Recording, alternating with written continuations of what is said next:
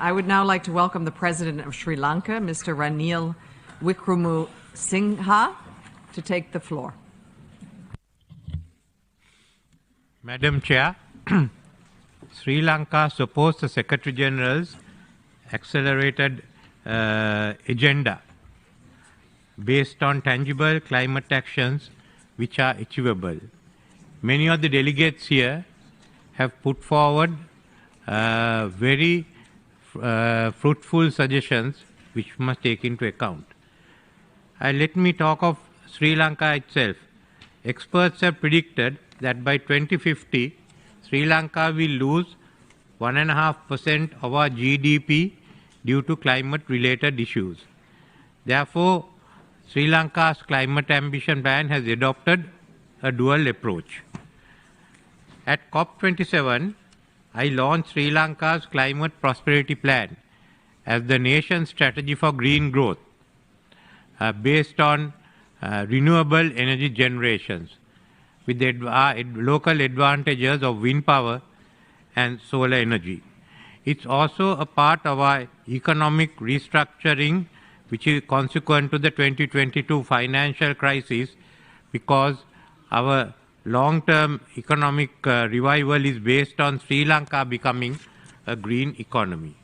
The second is that Sri Lanka is supporting the establishment of a climate justice forum aimed at fostering international collaboration to address climate-related challenges such as loss and damage, adaptation and mitigation.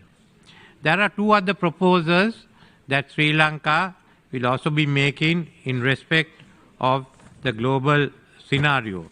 First is the establishment of an International Climate Change University, which will be an international platform on research and development on climate mitigation actions.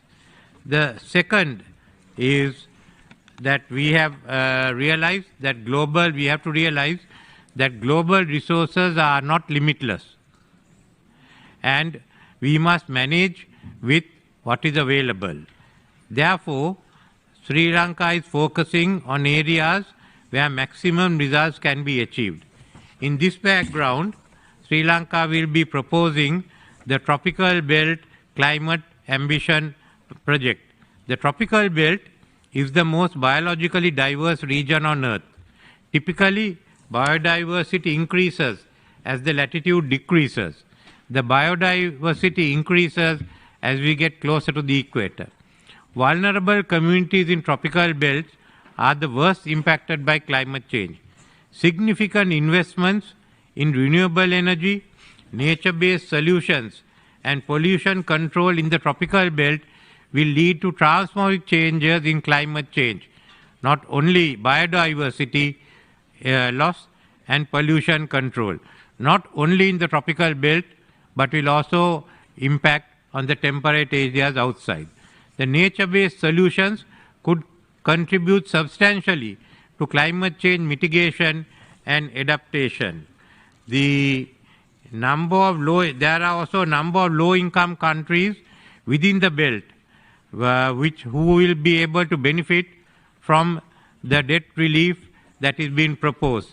Therefore, the Tropical Belt Climate Ambition Plan and the debt relief for the low-income economies within the belt will have a substantial impact on advancing the Secretary General's accelerated agenda. I don't want to take any more of the time, and we will be discussing this at COP28, but thank you for giving me this opportunity. Thank you, Mr. President.